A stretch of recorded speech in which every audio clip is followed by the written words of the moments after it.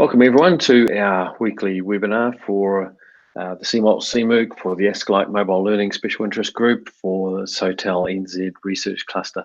And it's good to have our special guest this way today, all the way from Japan. We've got Neil Cowie, and we also have his partner and wife, Keiko.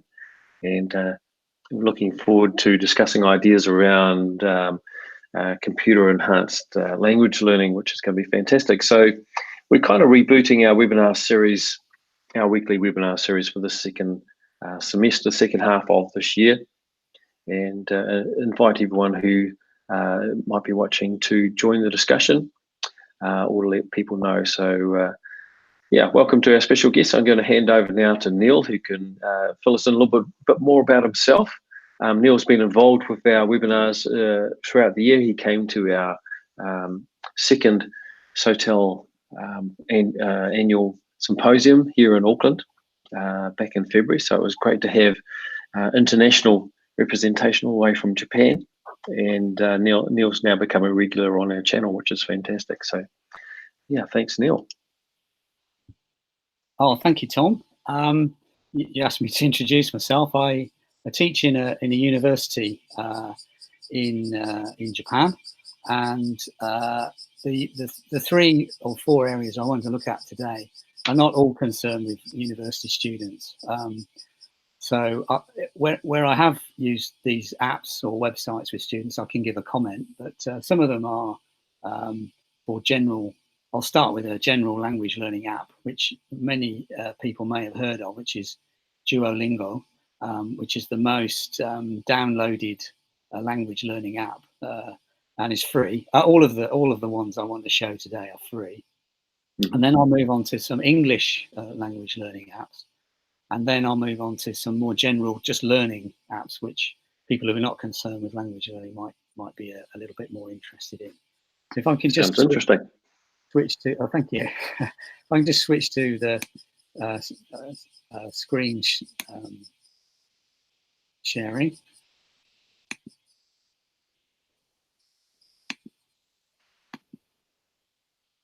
So of course, worked perfectly fine 2 minutes ago. It's always the way, isn't it? Yeah.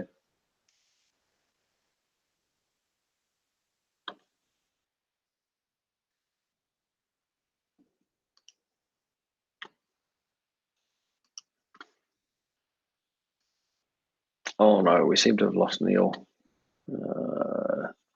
I have to get him to rejoin. There we go, Neil's back. There we go, we had a slight technical glitch there. You disappeared for a second, Neil.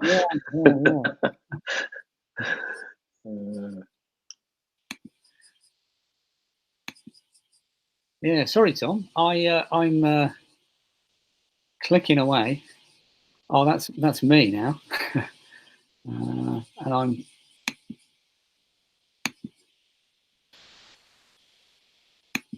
That's right. Oh. So yeah, we're on the left-hand side. Should be the second button down the screen share, okay. And then you.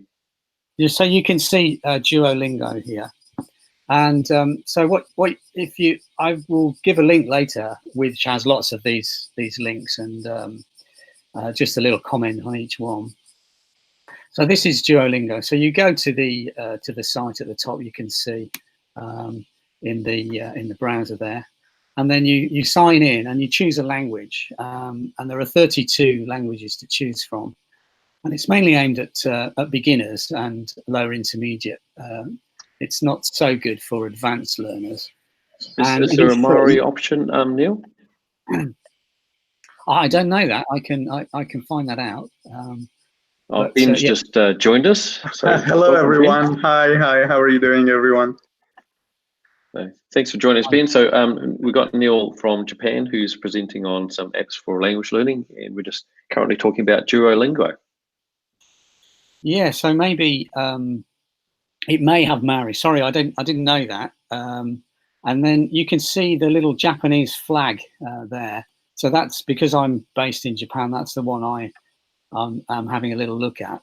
So you choose your language, and then it goes to this screen, with basically a long, if I just scroll down, you can see a long list of lessons. So these little like eggs. So hiragana, if you're not familiar, is that one of the phonetic alphabets in Japanese. We're not actually seeing your screen, Neil, but are you not? no, unfortunately, but that's okay.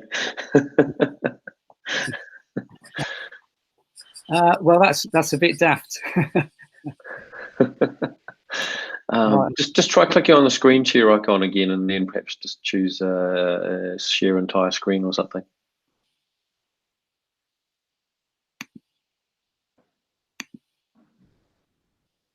No. No, still not coming through.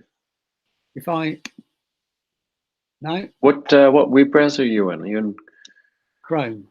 Chrome? Yeah, Chrome should work. Safari sometimes has issues, but Chrome should be fine.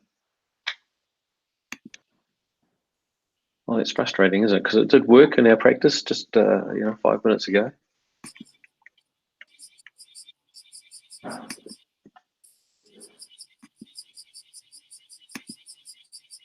There we go. We got it.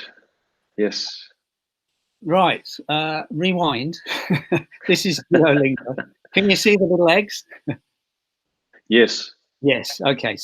So these are various lessons. So this is very basic. This is like learning the alphabet. So if I click on this one, which is some very, very basic alphabet. So listen to the sound. Sa. And that's sa. And you just choose. Oh, which one did you hear? Sa. And I think I got that correct. Okay. Well, that's easier than the Japanese. So that's that. You probably know Japanese for goodbye, which is sayonara. So that would be the first sound in sayonara. Right. Okay. So just to give you another example, it says choose yo.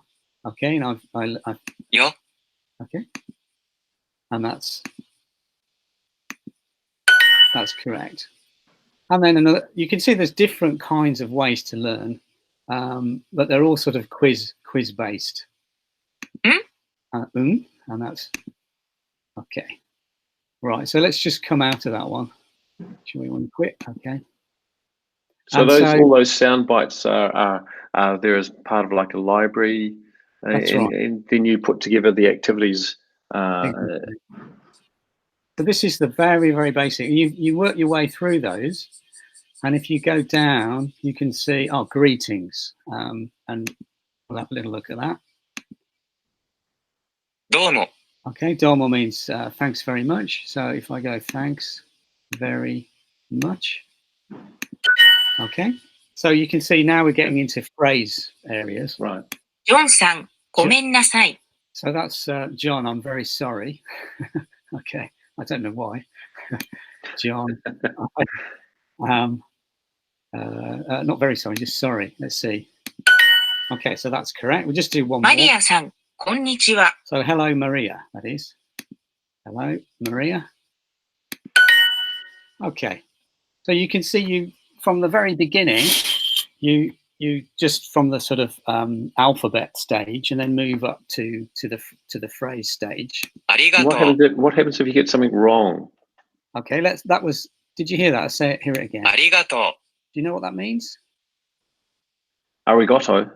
Yeah. Goodbye or something? Okay, well, there isn't a goodbye there, but let's say it's sorry. No, obviously I got that wrong then. Yeah, let's try sorry and check it. Okay, you used the wrong word, so you can go back and try it again. どうもありがとうございます. So that's thanks very much. So let's just get out of here and go back to the menu. And you can see that there were about 1, 2, 3, 4, 5, 6, 7 lessons. And then after 7 lessons, it's blocked. So what that means is you have to try and, work your way through those 7 lessons before you can move on to the more advanced ones. Is there any cost involved in going through different levels, or is the entire platform free? It's free. There is like most of these kind of apps, there's a premium version where you get extra options, but basically it's free. And you can see on the right here, it says achievements. So it's a very gamified kind of site, and there's leaderboards. So I tried Polish the other day because I'm actually going to a conference in Poland in September, and within quite quickly I managed to get to like 250th on the Polish leaderboard. So if you're interested in games and that's your way of motivating yourself, this kind of app, is very effective. If you're not really interested in those kind of features of games, then it's not particularly. It won't really change your motivation. That was quite an interesting point you just made, though, of going to a conference in another country and quick as a way of being able to quickly learn a bit of the language. That's a really good hint. Yeah, and I think on the list that I'll supply, there are other paid apps such as Busu or Babel or Lingodia, which are not that expensive. And if you really like their way of working, they can be very, very effective. They're all slightly different in the way they work, but to have this kind of format where you get some sort of achievement and you unlock other opportunities is pretty common nowadays. So that kind of gamified side of things. Cool. Yeah. Okay. Sorry, Neil, I have a question. Sure. For what particular levels has this been designed? Does it have all the levels, for example, elementary, intermediate, and advanced levels, or is it only for beginners? It is for all levels, and it depends. I mean, I haven't used it extensively, but reading about it, it depends which language you choose. So for Japanese, having a look through it, it isn't that advanced for Japanese, but for languages which are a little bit closer to English, such as French or Spanish or Italian, it has a much wider range of options. So depending which language you choose, it will vary according to how far you can go. But it is, in theory, from beginners to advanced. But my feeling is it's better for beginners than it is for advanced. And then if you are advanced, then you're probably more likely to use other sorts of options anyway. Yeah. And do you use it in your own classrooms as well? No, I think you weren't here when I was talking to Tom about, I'd just like to show one general language learning app which individuals can use for self-paced learning. And then I'll move on to what I use in the classroom. Yeah, right. Okay. All right. Thank you very much. So you can use this in the classroom, and you can, of course, you can recommend it to your students, but unless they kind of give you a screenshot of what they've done, you don't really know. You can't really monitor or check their progress that easily. But I'm sure there are ways to do that if you're creative. But I personally haven't used it in that way. Right. Thanks. Okay, shall I move on to a more classroom-based one? I'll just flick to this one's called English Central, and it's what they do is take a lot of basically YouTube short clips, and they add language learning activities into them. So if we just watch a minute of this clip. What's the buttons? Install voice recognition. What's the buttons? Okay, What's the buttons? What's the buttons? Install voice recognition technology in this lift. Voice recognition technology in a lift in Scotland. You ever tried voice recognition technology? No, they don't do Scottish accents. 11. Could you please repeat that? Could you please repeat that? 11. The idea was this.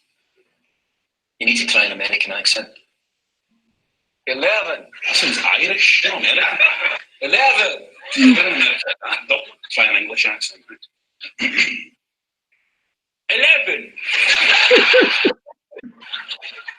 same part of England as Dick Van Dyke. Please speak slowly and clearly. So you can see this is the sort of input video, and underneath the video you can see it says intermediate. So that gives you some idea of the level of language learner. And then there's the genre, and then what sort of type of video it is. So it's about the media in some way, and it's funny, I hope, for you. It actually, you can imagine it kind of deteriorates, and they get very aggressive towards the voice, the Siri type voice in the elevator. So you can watch the video. You've got subtitles to go along with. And you can click on the subtitles. 11. If you see a word that you want to 11. that you want to learn. 11. So that's, I'm sorry. Could you? so that's a very nice feature. And then over on the right, you've got a learn words feature. So that gives you another list of words, and you can put them into your own little dictionary. And then there is a speak the lines feature, which you click on it, and then you can practice your pronunciation. The buttons. Okay, so you maybe listen to it. Where's the buttons? 11. And then the microphone comes up. Where? 11. And then it says, sorry, I didn't hear all the words clearly. Please try recording again. So that's because I didn't say 11 very clearly. So it gives you some indication. It's not fabulous, but it does give you some indication of how well you're speaking compared to the video. And then it's quite interactive, isn't it? It is, yes, it is. And you know, one of the things that that makes it interactive is you can choose. You know, there's a massive choice of videos to look through. So if you're an independent enough learner, you can find a really interesting set of videos. The downside of that is if you're a real beginner and you're not very good at autonomously choosing your own videos, it's a little bit difficult to navigate through. But for the intermediate and advanced learner, I think it's a really lovely resource. And then you can. So, Neil, I just have a quick question. Does it also pick up the intonation? For example, if it is a question format, there is a rising intonation starting with WH. You know, there's a falling intonation towards the end. Or if it is, you know, to be verbs, you know, question forms like am, is, are at the beginning, then there's a rising intonation towards the end. Or if there's new information again, that's rising information, or stress, you know, accented. Does it pick up this kind of features as well? I think the AI that they use basically just records the chunks of video, and then if you can approximate that, then it will say well done. And then if you can't approximate that sound, it will say sorry, we can't hear you very well. So it's kind of limited, I think, in its diagnostic ability to tell a student exactly what they're doing wrong. So that's one drawback of it. You're right. Yeah. Okay. So to kind of answer your question about whether it shows, you know, different pitch or different parts of speech in a certain way, then yes, if you can echo what the actors say, but no, if you can't. But beyond that, you might not know why your pronunciation is not as good as theirs. And is it American pronunciation, or you can just, you know, shift it to British or, you know, other kinds of accents? Well, that's an interesting one, because I tried this out the other day, and you know, this is the whole point of this one, is that Scottish is not recognised. Yeah. So I just I tried it in different accents, and basically I was okay, even though I was trying to copy a Scottish accent with an English. Well, I'm from England, with an English accent. It worked okay. Right. So that's a kind of interesting point to answer. And then, you know, what accent you listen to obviously depends which video you choose, and it does have a wide variety of accents. Yeah, right. Yeah. So it's interesting to see how accurate it is when it comes to vowels, because with vowels, then accents become completely tricky to pick up. Yes, yes. Yeah. So can I just show you two more features? So you've got watch the video, learn the words, speak the lines. Go live is, I think it's English Central's way of trying to attract, make money from the site, because it's free, but they do that you can upgrade by getting individual lessons. And then there's a vocabulary quiz, and that's another way to practice your pronunciation. And then there is a lesson plan, which maybe you can't see because it comes up in a separate yeah, that's come up. It's on the top. Yeah. Oh, it has come up. Great. So that gives you the whole script, and then the words that you might have looked at are on the right-hand side, and it gives you an example of how difficult the words are. So, voice activated is level 7, which is quite a less frequent phrase or adjective, but accent at the bottom there is a more frequent noun. 4 means, the lower the number, the more frequent it is. And if I just scroll down, you can see the whole script there. So that's a great resource for students. And then there's other sort of more teacherly things as well that the teacher might want to use for a whole class.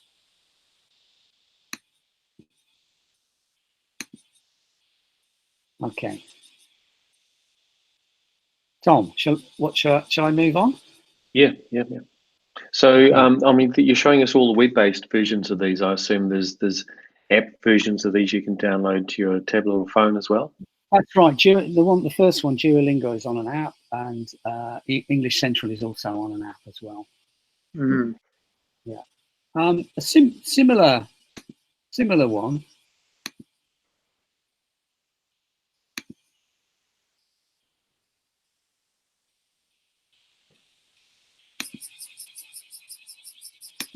Which is a newer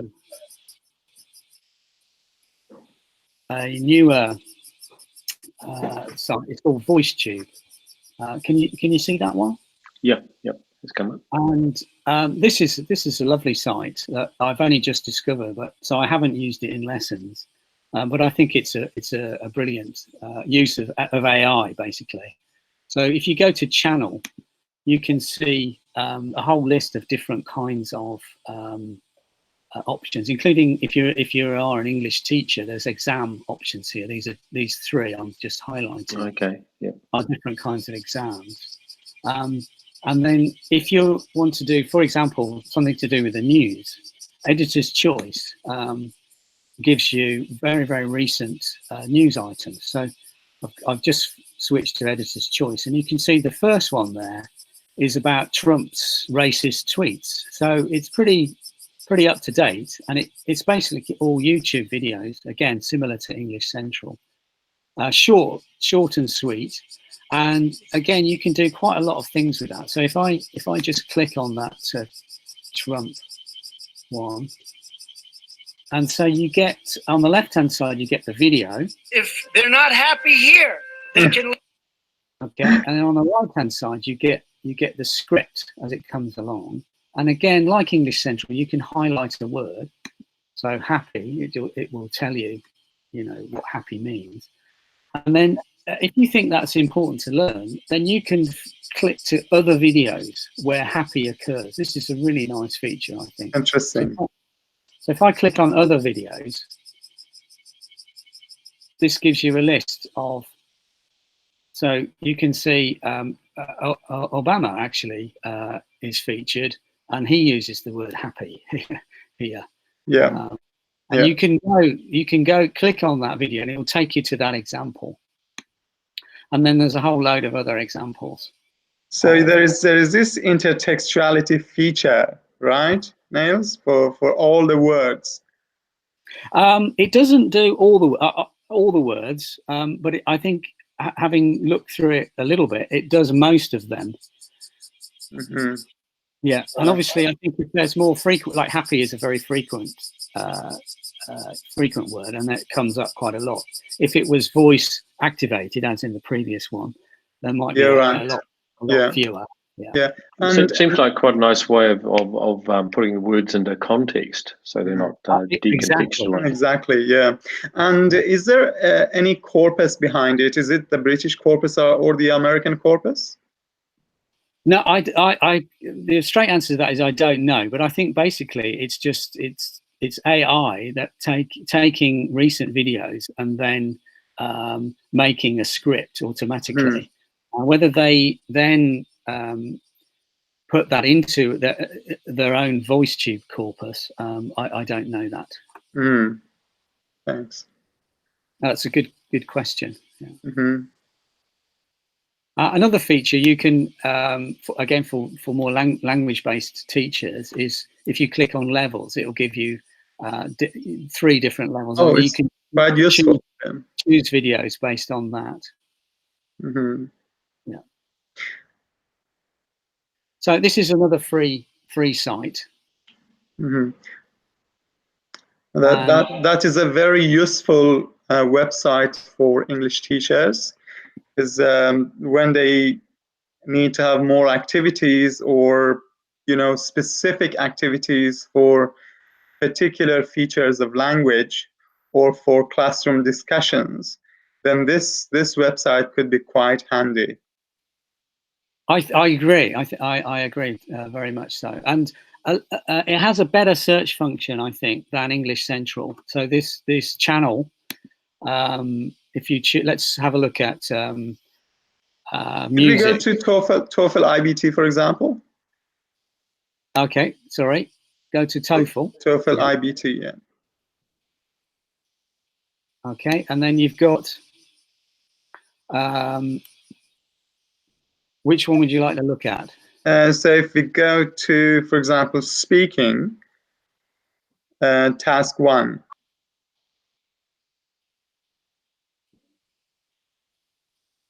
So is that the second video along? Is that what you...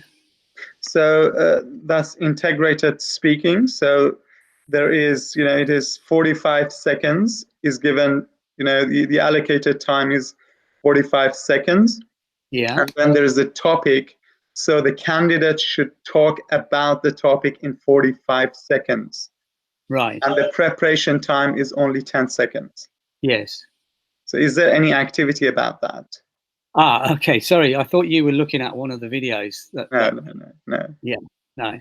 So, well, there are about 15 videos on that page, and then there are 6 pages. So I have to flick through and see. Yeah. Yeah. So I just want to give you perhaps if you can have a look at that yourself and then give us some feedback. That'd be really nice to know whether it was useful to you or not. Mm-hmm. So someone's put a lot of work into it. Presumably they've got a way of monetizing it, or making something out of it. Yes, I don't. It says subscribe, and I imagine you get some sort of better version by paying for it, which I haven't done it. Yeah, that's quite useful. Yeah, it's a very good resource. Yeah. Yeah. How much time have we got left, Tom? Well, we sort of start a little bit late, so we've probably got about 5 minutes left. Okay. If I move on, so we've done Duolingo, which is for general language learning, and I've showed 2 sites, which is for input for English language learning. And if I move on to Quizlet, which is not specifically for language learning, although it has an enormous number of resources on it. So this is a flashcard-based site, and what you can do is make your own study sets of flashcards, and you can also import other study sets. So are these ones you've made, or are they these standard ones? If you see at the top, I put in the search button, I put technology enhanced learning. Right. Okay, and then what's come up are other people's sets. So the first person is called Catherine, and then it's Sika Muzis. And if I move down a little bit, you can see Wing Lao. So these are obviously all just usernames. Maddie has got one. So if we just click on Maddie's, for example. So this is Maddie 420's sites, and she in June 2019 she created nine flashcards. Okay, so to do with technology enhanced learning. So this is your flashcard, and if you click on it, on the other side will be a definition. Okay, and if you go to the next flashcard, age bias, the next one is, so she's obviously interested in bias. Horn's effect, I don't know that one. So an overall negative impression of a person on the basis of one negative characteristic. Oh, very interesting. Okay, I can see where the name comes from. Okay, so you can either make your own flashcard set, and you can import pictures and webs, links, and and sounds as well. And then on the left-hand side, you can see 1, 2, 3, 4, 5, 6 ways to actually learn them. So if we just go to the learn option, okay, so it's a little bit like Duolingo, sort of a little bit test-based. So it gives you the information, and you have to choose which one it is. So stereotypical views based on gender, so it's probably gender bias. Gender bias, yeah. Yeah. Okay, and it Horn's effect again. Wow. I'm learning.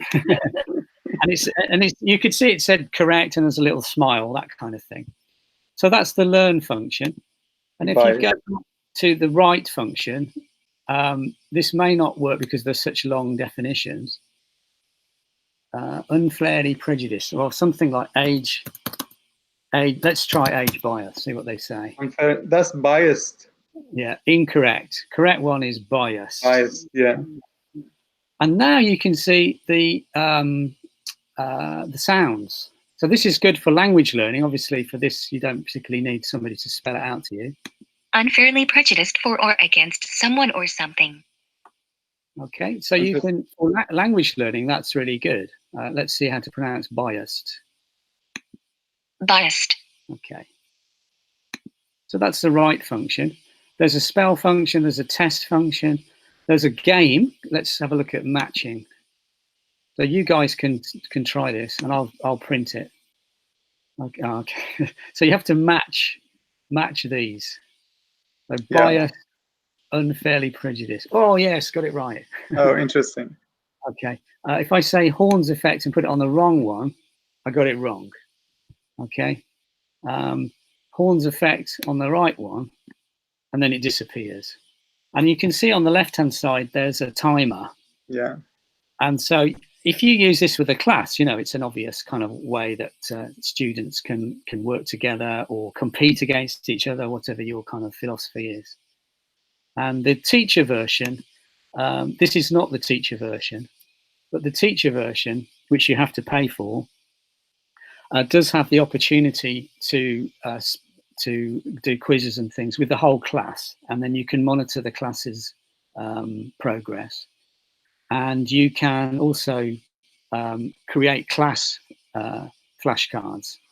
So, for example, if you had some sort of reading, which was like 4 pages, and you divide it up into 10 paragraphs, then maybe 10 students could create their own flashcards for each of their paragraph, and then combine them together.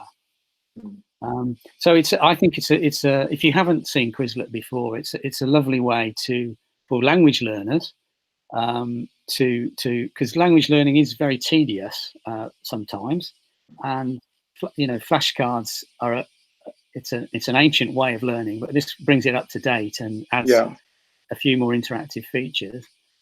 And it's something, obviously, on the app you can do it anywhere you like. You're on the bus to school, and you can do 10 minutes of flashcards before you go into school. So I could see most of these tools be really useful sort of in the informal learning environment where it's about the self-direction of the learner. As you say, picking up downtime to be able to add value to the learning. Yeah. And what sort of feedback have you had from students when you've used these tools? Well, students love the game aspect of it. And then I've used it with creating flashcard sets for whole. We have like 2,000 students in each year that I teach, and so they have access to the, and so within those 2,000, let's say there's 200 that study medicine, and there's a medicine flashcard set that all those medical students can access, and they can add to, and some students really like that, some don't. But as a class-based activity, I think the teacher live, it's called Quizlet Live, is a fun and interesting thing to do. You might have used Kahoot. I think that's a pretty common kind of way. Yeah. I think a lot of people have heard of Kahoot. Yeah. I think it's a little bit more lively than Kahoot and a little bit more flexible, but it's sort of, if you're familiar with that, it's sort of similar to that. It's a very interesting way to teach vocabulary because there are situations, there are questions, and students can practice their own understanding, and then it's fun because that's a game, and then if they get it right, then they get the answer right away. If that's wrong, they have to try again. So it's a very good, interesting practice. Oh, thank you. Quite well thought out. Yeah. And just to show you a language version, this week, this is my set, and this week I had a annual health check. So I thought I'd put in some words that are connected to the health check. So I just put in 10 Japanese words. So the character on the left hand side means a heart. So this is heart disease. So let's just check. There you go, heart disease. And then some of those characters you looked at, the very first Duolingo set I showed you was these kind of characters. So this gives you an idea of the language aspect of it. So the next one, this is the right hand side is blood. So this is to do with blood. So it's anemia, for example. And then this is to do with weight. The left-hand side one means body.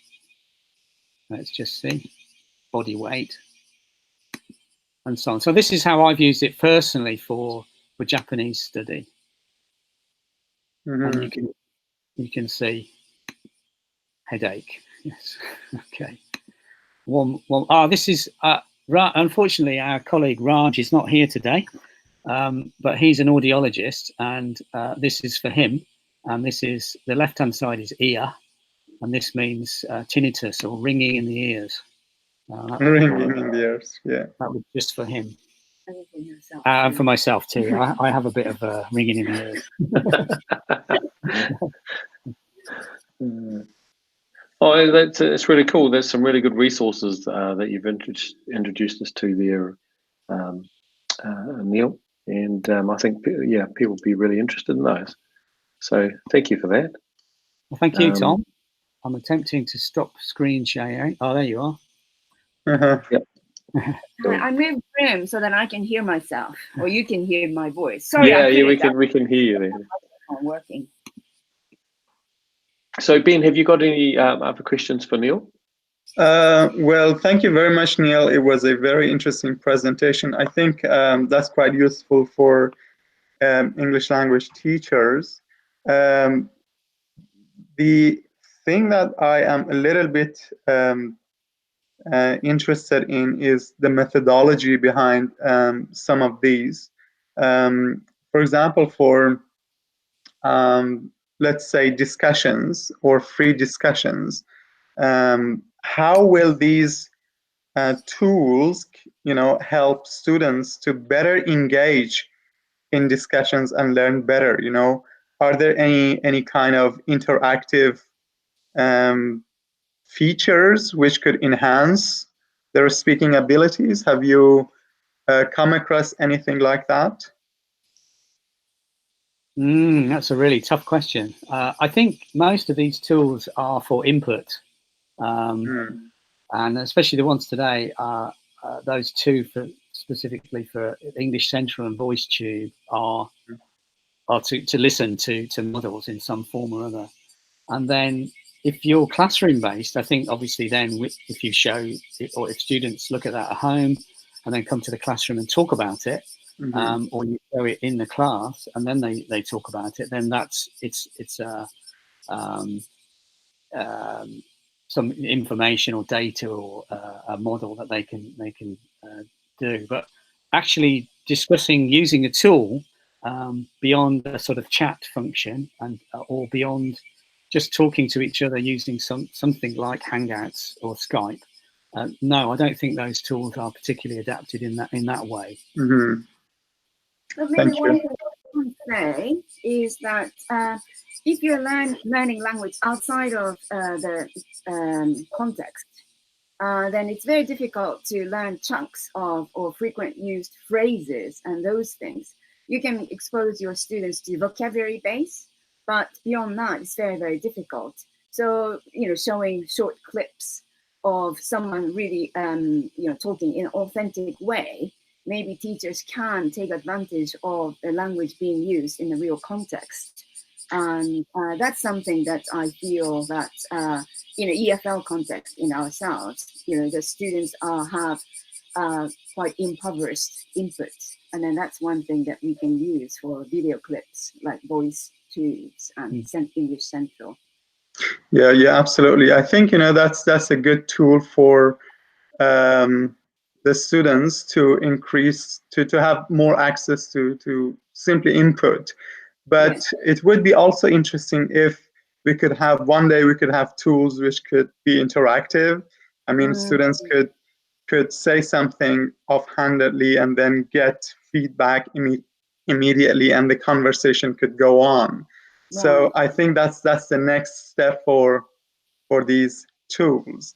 So currently, it's just I wonder whether something like IBM Watson is actually capable of doing that sort of thing or not. There is quite a bit of development around that sort of AI, isn't there? Yeah, I haven't used it myself, but I have read articles about people using, for example, Siri as a conversation partner. And you can get quite far, having a conversation with a smartphone, yeah. And chatbot. There are chatbot programs around. Again, I haven't used those particularly, but I'm sure within a year or two or three, you'll be able to have pretty genuine conversations, I think, with a robot. Yeah, I think it's a really interesting developing field. Yeah.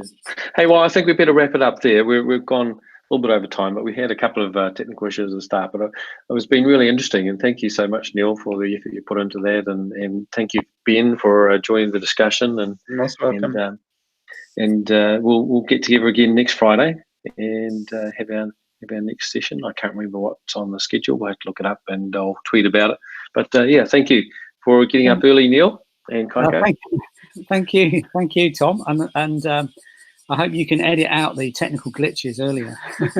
I tend to just keep it as it is because it's part of the you're a terrible man. live, yeah. Hey, thanks. I'm going to stop the broadcast now. Thank you very much. Bye-bye.